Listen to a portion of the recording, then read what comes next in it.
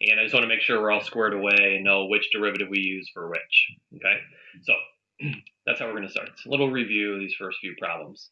So the first couple, I just want you to find any local maxes or mins for the following functions. So what we did for a few days is the idea of a max and a min. We can get those when our first derivative is either 0 or undefined or at endpoints. So if we look at 1, 2, and 3, there are no endpoints, so we're not worried about that. The other two options are your derivative. So we would be taking our derivative with all of these. So that's our first derivative. We would then look to see if that's undefined anywhere. It's not. We then set that equal to 0 as our final option, and then we end up with that little equation. That then is what we test. So we would set up a little number line. We would test around the value of 1 with what our derivative value is. We talked about how you always want to do it with your factored version, this version, because all we're really looking for is the signs, positives and negatives. So if I pick the number to the left of 0, like a 1, all right, 1 minus 0 should give us a positive interval. If we pick a number 2, 1 minus 2 should give us a negative interval. And then what we talked about was if our first derivative is positive, that meant our graph had to be increasing. If the first derivative is a negative, that means our graph is decreasing. So that sort of a change would have had to have left a maximum at the x value of 1. All right.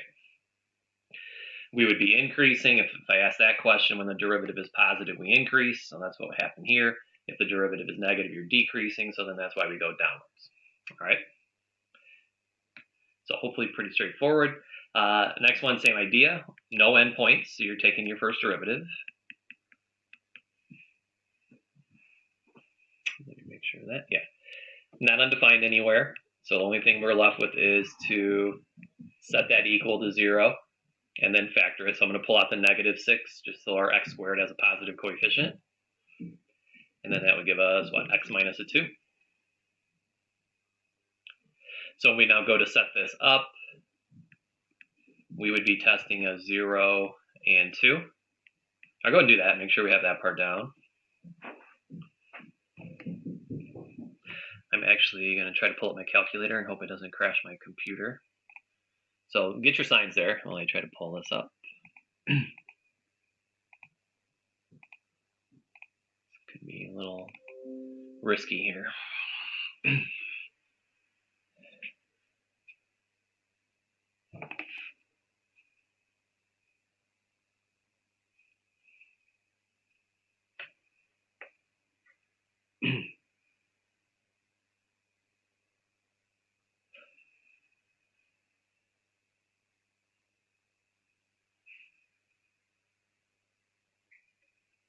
Okay, not sure that's going to work or not. All right, so let's go back to this. Hopefully your signs, so when you would have tested all of these, we would have gone negative, positive, and then negative, hopefully. All right, no tricks there without any sign changes. They all change signs. So a negative to a positive sign change means we get a minimum at x equals 0, because that's where our derivative changes from negative to positive. And then you're going to get a maximum at x equals 2, because that's where our derivative goes from positive to negative. All right. Then we did some with the calculator. So number 3 would be one that I'd probably have you do with our calculator. There are no endpoints. So you're again just taking our derivative. And we would get 2 plus sine of x. So we don't have to worry about endpoints. You don't have to worry about that being undefined anywhere. So the next thing we would do is set that equal to 0. And then you'd have a hard time solving this one. So let me see if my calculator actually opened. It did. All right. So we're going to graph 2 plus sine of x. Pull this over. So if I go to graph 2 plus sine of x, what I want you to do is look at this graph and then answer this question. See if we can kind of read this graph. And then tell me what you think.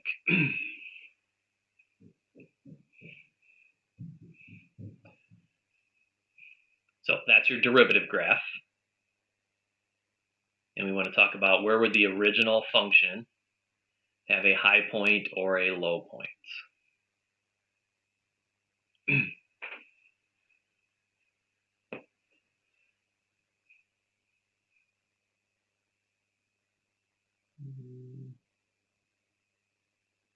Okay, Now that you know that that's what it looks like without me lying to you, I'll go ahead and draw this.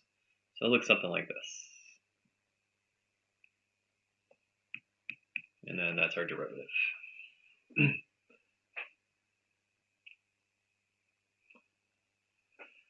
right. If you get it, I'd be impressed. Think a little bit, kind of a trick question almost.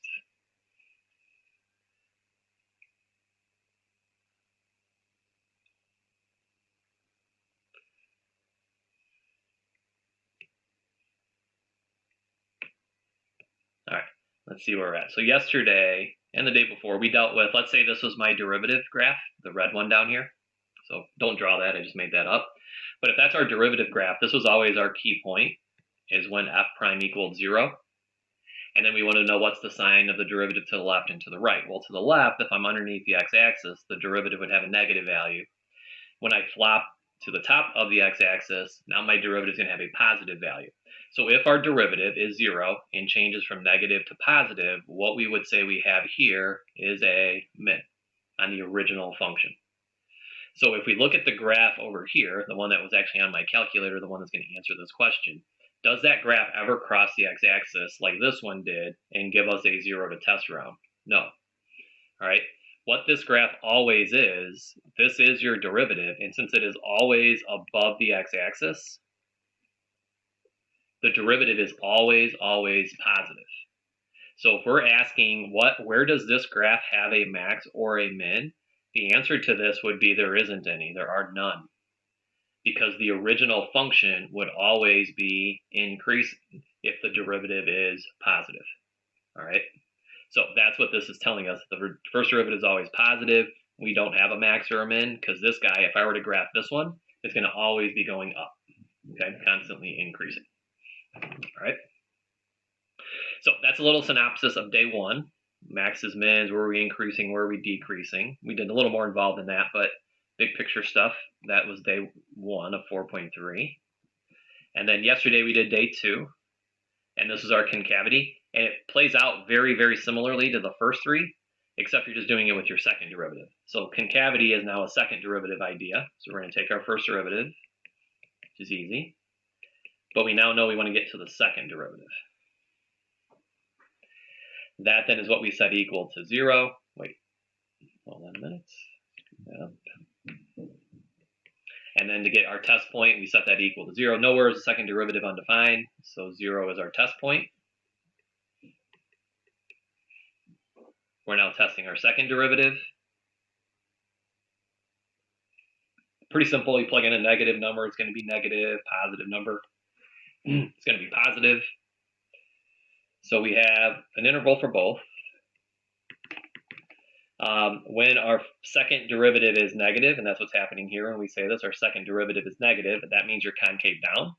So that would have been a negative infinity to the 0. And when the second derivative is positive, that's when we're concave up. So that would be 0 to infinity. Know that this point here, I don't ask it in this problem, but it's just a matter of time. That's what we would call our point of inflection. That's when the second derivative actually changes signs or the concavity changes in the original. All right, and that changes your point of inflection. All right. Okay, 5. Do 5 real quick. This one should now be easy because we did one similar to this yesterday.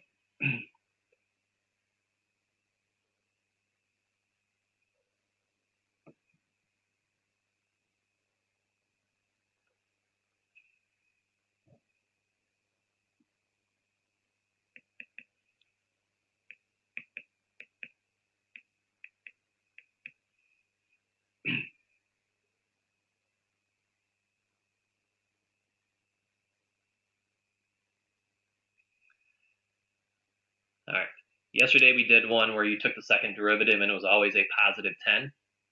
And if, like we said before, if our second derivative is positive, you're concave up. This second derivative should always be a negative 2. Always. So it doesn't matter what x value it is. If our second derivative is always going to be negative, then that should mean that this is always concave down. And again, we would talk about it where this is a parabola, right? Back in your parabola days with a negative coefficient, a parabola opening downwards would have to be concave down. So we just are concave down the whole time. from a negative infinity to infinity. All right, no point of inflection. If I try to set that equal to 0, obviously that's impossible. It's not true. It just tells us there are no points of inflection there. All right, so now, a little different way of asking some questions here. Not terribly hard, but will make you think a little bit differently. So answer number 6, I'm just saying if the function f has the following characteristics, so that f prime is greater than 0 and f double prime is less than 0, which of these 3 could be the graph of f if we have to satisfy these 2 conditions here? All right, so pick that one, answer that one. F prime has to be positive, f double prime has to be negative.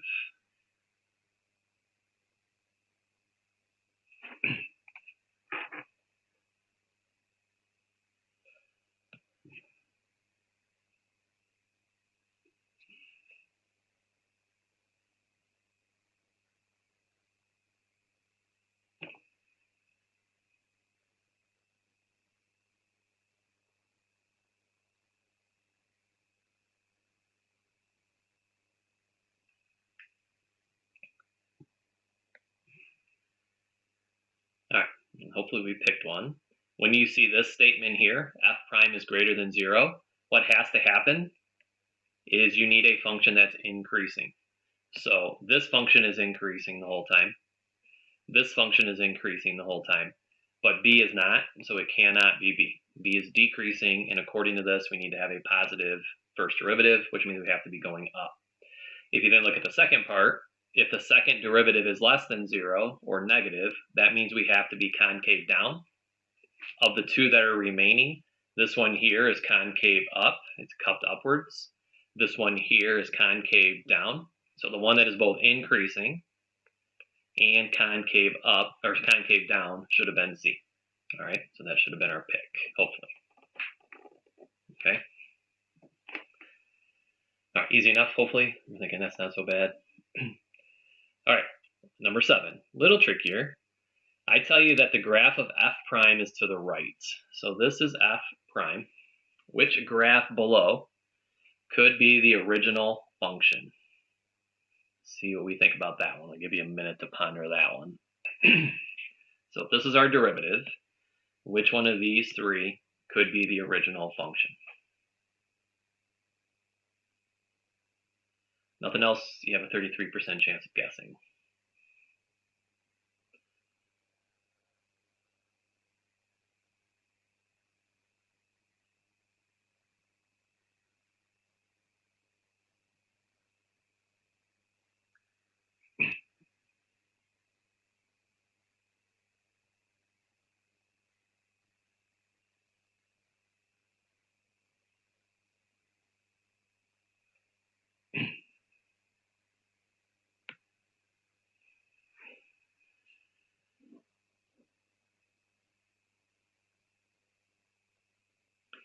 All right, if you're stumped, you need a little hint. Here's a hint. This is a very key point right here. This big red dot that I'm putting. When I start to explain this, that's the point I'm going to focus on. So see if you understand why is that point important in terms of determining if that's A, B, or C.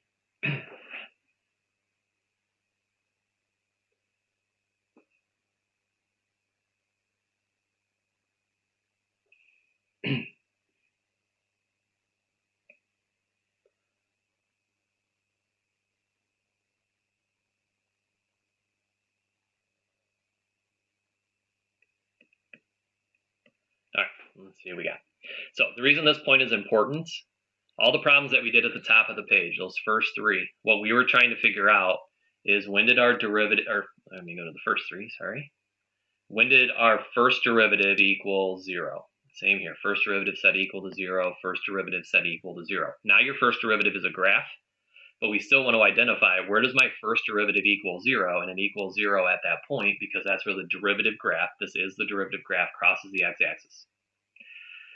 Then, not only does it cross the x-axis, whenever we were to test this, and we don't really know what that number is, I don't label the x-axis at all, but what we would then want to know is what kind of signs do I have to the left and to the right? And I know that if I go negative to positive, I have a minimum, and if I go positive to negative, we have a maximum. So if we look at this point right here, if that is the derivative, isn't our derivative going to be positive to the left because it's above the x-axis? When I go underneath the x-axis, my derivative is going to take on negative values. So at this point, just to the left of the origin, my original graph should have a high point in it. If we look at those three options, the only one that has a high point just to the left of the origin is A. It has to be A. Okay? Very common question. All right, you'll absolutely get this come quiz, test, whatever time. To be able to, here's the derivative, find the function, or here's the function, tell me what the derivative is. Okay? All right, 8. Now I'm giving you a derivative graph. I'm going to add a question to this. So if you didn't understand this initially, the one that we just did, that explanation will hopefully help you with part A. So what I want you to do, here's the derivative, find where there's a max or a min, tell me where the graph is concave up, concave down, and then add a part C. And tell me where does F have a point of inflection? And see if you can answer those three questions by just looking at the derivative graph. So where does the original function have a max or a min? Where does the original function concave up? Where does the original function have a point of inflection?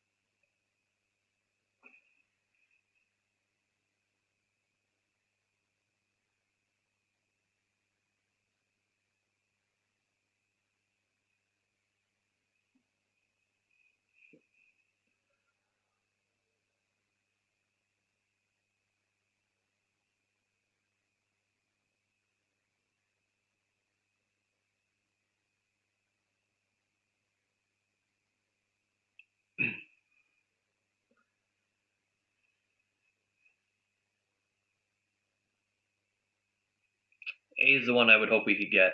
It's very similar to the one that we just talked about.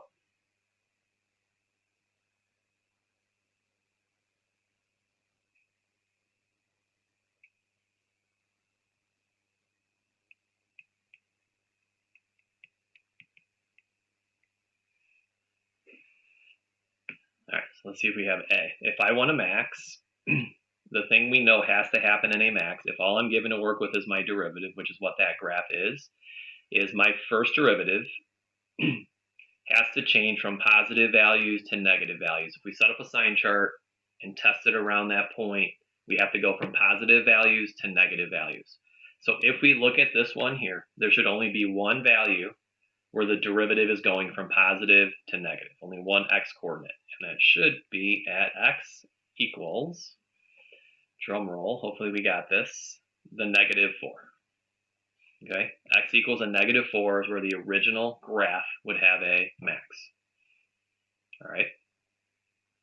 Along those same lines then, only kind of the opposite, if I want a minimum, I want my first derivative to go from negative to positive. So that's what we're thinking of for a minimum. The first derivative must go from negative to positive. If we look right here, that is the first derivative graph. My signs are negative to the left. Once I pop above the x-axis, they're going to have positive values. So the x value of 0 is when we have a minimum. All right, good with that, hopefully. Okay, the next one, concavity. So concavity, we typically evaluate this using our second derivative. And if I want it to be concave up, I want my second derivative to be positive. Well, you don't have a second derivative graph right now. All right, what you're looking at is the first derivative. So if I need the second derivative, and all you have to work with is the first derivative, you have to understand how those are interrelated. So if I have the first and I need the second, don't we basically need the derivative of that graph? That's y primed. I need the second derivative. I need to take the derivative of this graph. So from almost the first week of school, we've been talking about what does the word derivative mean in terms of something that we're more familiar with, and the word derivative means slope. So the slope of this graph, so the slope of y primed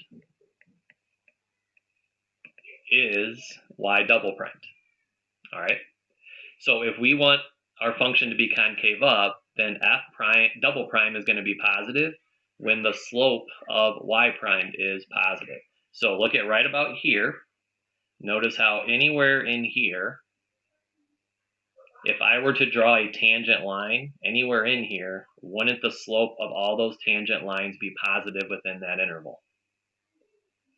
So in terms of where would the original function be concave up, we would say from a -2 to a +3.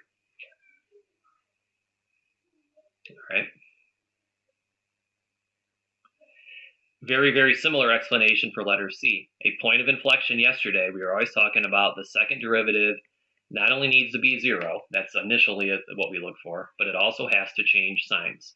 Well, the second derivative here that we need is really nothing more than the slope of the first derivative, and we need that slope to be a 0.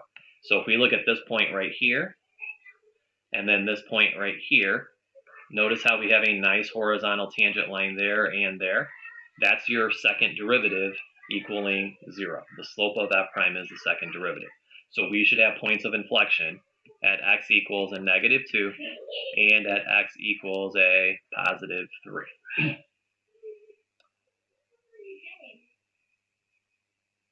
All right, are we following that? Making sense? No questions? Good. All right, so we'll do quite a bit of this. That's really, so day 4 of all of this, because we have 4 days, is all the old AP style of questions, and you'll get to see some really creative things that they've asked over the years, okay? All right, so we have no questions on that. Let's try to get at least 1 or 2 of these done. So here's what this is. If I give you this function, we should be able to now put all those pieces together, increasing, decreasing, concavity, points of inflection, to draw a sketch of the original curve here. All right, so what we're going to do is just going to go through these steps. So if I want you to sketch this graph, first thing you're going to do is find your x-intercepts, and then it says if possible. What that really means is if it's not too much work. So if you remember, x-intercepts, your y value is always going to be 0, if you recall. So if I go to this equation, and we set that equal to the y value of 0, hopefully that would factor or give you something that's easy to solve for. But when you look at that, you're not going to have any luck in terms of factoring that or anything. So do you remember like this fun stuff where you would do like synthetic division and you put like 1, -9, 24, -10, and all that good stuff? All right, that's what we would have to do to solve for this.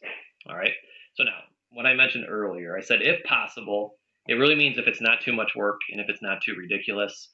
This is a little ridiculous for what we need, so we're going to skip that step. So it's not uncommon for us to skip the x-intercept step and jump right to the y-intercept step. So we're not going to find our x-intercepts unless you really want to go at that. The y-intercepts is when x equals 0, and this is typically really, really easy, because if this is 0, and this is 0, and this is 0, all you're left with is a -10. So that pretty quickly is a y-intercept. So I'll do it over here. Our y-intercept is a -10. So wherever you think a -10 is at on my beautiful xy plane here, put a -10. So I'm going to say it's down here. That's our y-intercept. All right. All right, the next things. We're just going to go through all the stuff that we've been doing. Find your critical points, and then determine if they are maxes or mins. All right, so that's what we're going to do in our next step. So this is really step 2 and step 3. So take our derivative. 3 and 4 are together. Find the derivative. Find your critical points.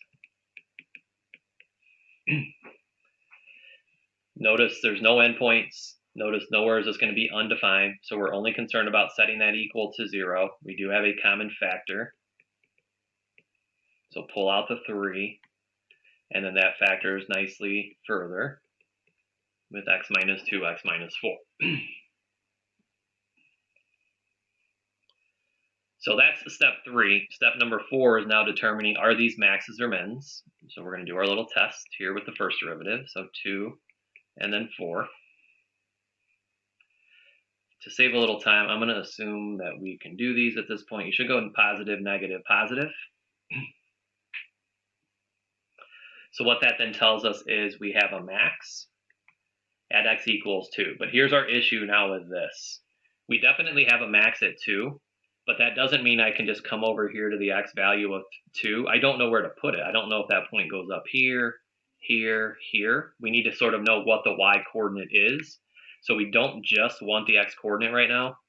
We're going to want to figure out what our y coordinate is as well.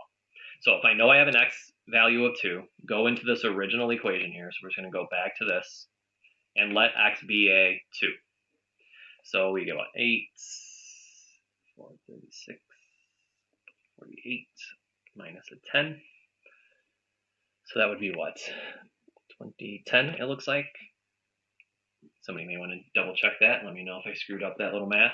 But if I plug in a 2, should I get 8? That's a negative 28, positive 20. Yeah, should be 10. So now, wherever you think 10 is at, so if I come up here, I make this a 10. That has to be a high point on my graph.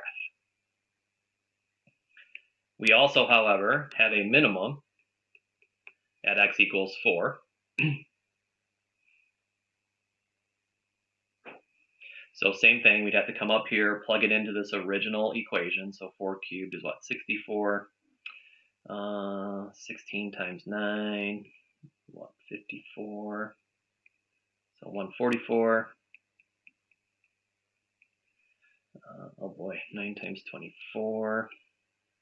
Or 4 times 24, that I get 96, and then minus a 10. 80, 16. All right, and that should give us a 6. So go to 4, and then 6. We know that's on our graph, and that has to be a minimum. All right. Step number 5 then is what we did yesterday. Let's find out the shape of our graph. The shape is the concavity. So let's take our second derivative. So do it with this one. So here's the unsimplified second derivative. So just take the derivative of that. That's our first derivative. Set that equal to 0, factor. And then 3 should be our test point.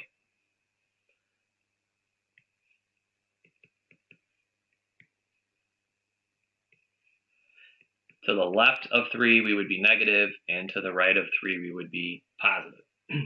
So the other thing we have is a point of inflection at 3, comma. You take that, plug that into the original equation. So again, we're taking that, plugging it into here. This one I do remember, and that's going to be 8. So go to 3, 8 right here. This should be a point of inflection.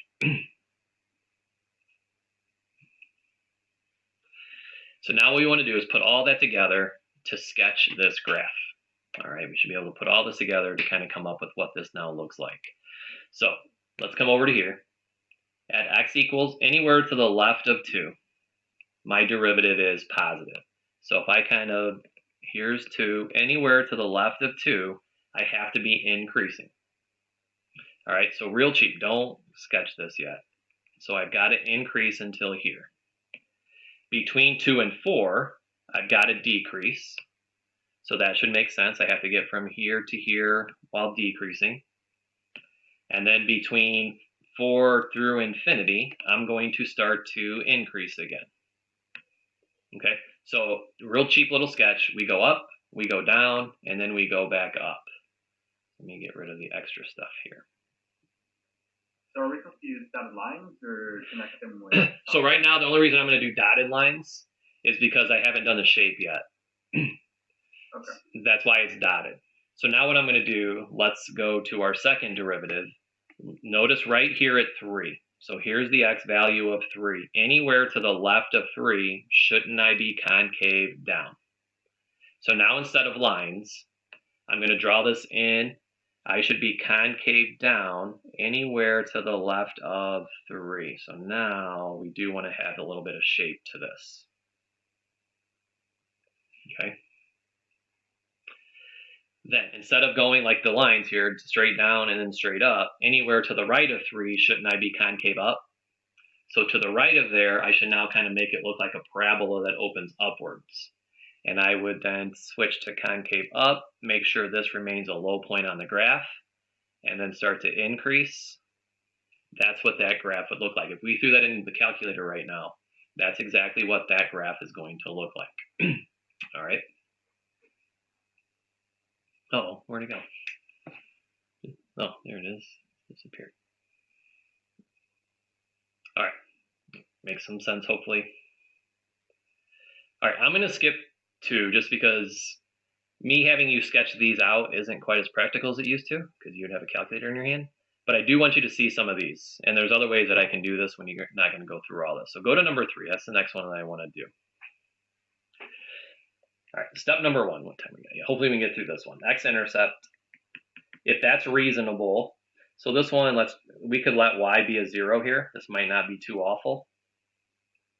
And then I'm going to rewrite this as the cube root of x squared.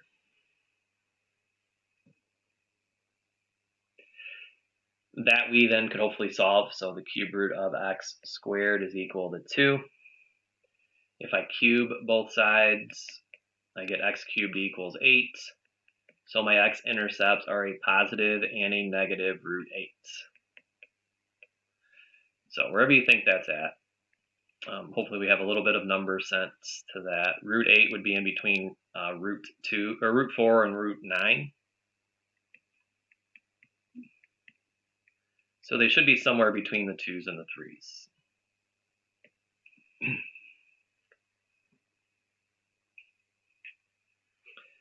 All right, the y-intercept is super easy. Just let the x be a 0, and we get a y-intercept to be 2.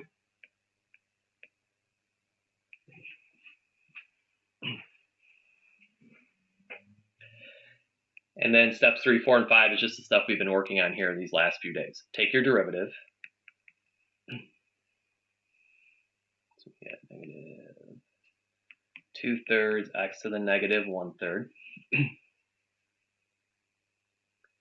We want to set that equal to 0 and then simplify that. So negative 2/3 is still there. The x to the negative 1/3 we need to put into our denominator, and then it would be a cubed root. So this is a cubed root of x in our denominator. First time it's happened today, we do now have a value that makes our derivative undefined. So if we look at this here, if x is a 0, that's going to make our derivative undefined. So 0 is a test point. So we ran into that a few times the other day. It's the first time today we've done it, but don't forget about that one. Now, if you try to solve for 0, so you don't necessarily need to show this because this isn't going to work, I would need to multiply by the cube root of x on both sides. But when I do that, so I'm going to erase this in just a minute, I would get 0 on the left equals a negative 2/3. So that's impossible. So there's no other test point. There's no place where the slope would equal a 0. That's what that's indicating. So when we graph this, if we have a nice slope of 0 anywhere, then something's wrong. All right, so now let's test our signs. With a fraction, we said just think numerator and denominator. I know my numerator will always be negative 2, so the numerator sign will always be negative. And then take a negative number, so a negative 1. The cubed root of a negative 1 would be negative. So on the left, I have a negative divided by a negative, which overall means positive. If I take a number to the right of 0, such as a positive 1, again, the numerator is always going to be negative because it's a negative 2. But our denominator now, if I take a positive 1 and plug it in here, then my denominator is going to be positive. So I end up with a negative divided by a positive. So to the left or to the right, I'm going to be negative. So what we know we have is a max at the x value of 0. But the point that we've got to plot, we need a y coordinate for it. So you just go to the original equation, let x be a 0, and when x is 0, we get a y value of 2. We've already got that plotted. that happens to be our y-intercept, we now know that's a max as well.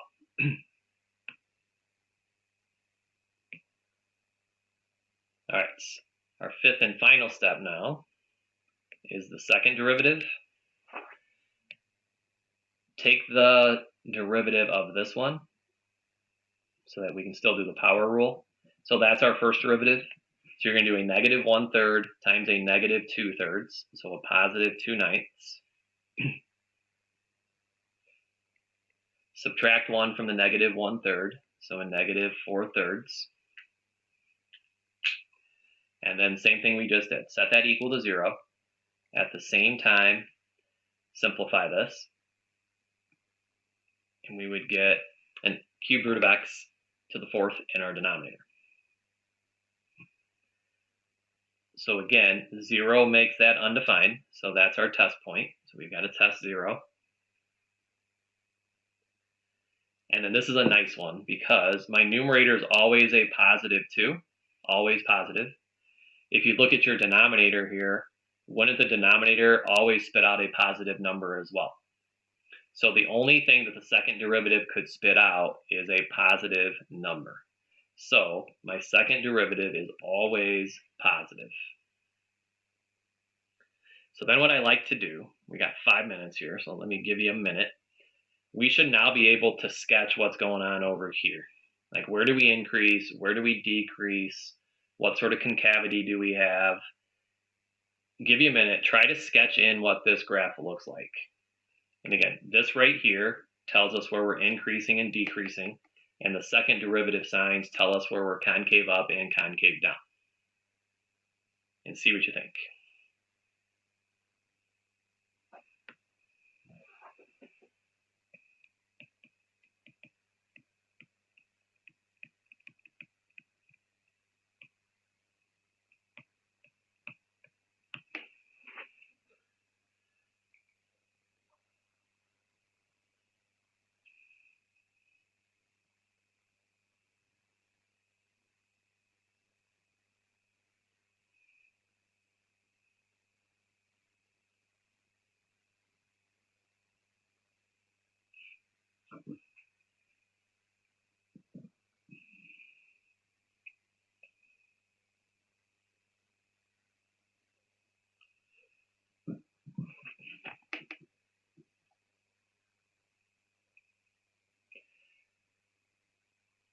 All right. Hopefully you have something. And then I want you to look at your something, whatever that is. So remember we talked a couple chapters ago, our derivative will be undefined at 3 different places. So didn't we get 0? So over here, didn't we get these values of 0 because it made our derivative undefined?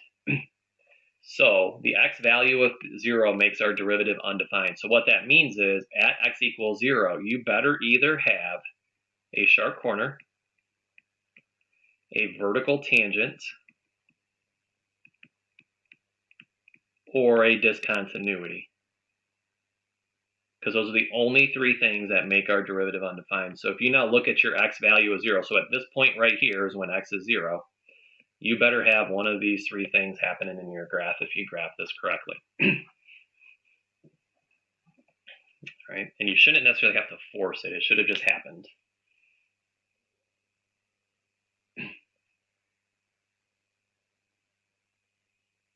All right. So do it, and I'll do it, and then we'll see if you had it right. So let's focus on this first derivative stuff. Here's our 0. So that's this point right here, the point that I have graphed. I need to increase to the left of that point. So again, I'm just going to dot it. I'm not going to give it a shape yet. I'm just going to increase from this point to this point. We know that has to happen. To the left of that point, my first derivative is negative. That means I decrease forever to the right of that point. So that's strictly the increasing and decreasing. If we go to the shape, so that's this now, didn't we say we are always going to have a positive second derivative? So we should always be concave up. So not only do we increase, but we should be increasing in a way that we're concave up. So something like this. And then as I decrease, I have to remain concave up so that it would look something like this. All right, anybody get that? You could lie right now because hardly anybody can see you except me. Just say yes. All right.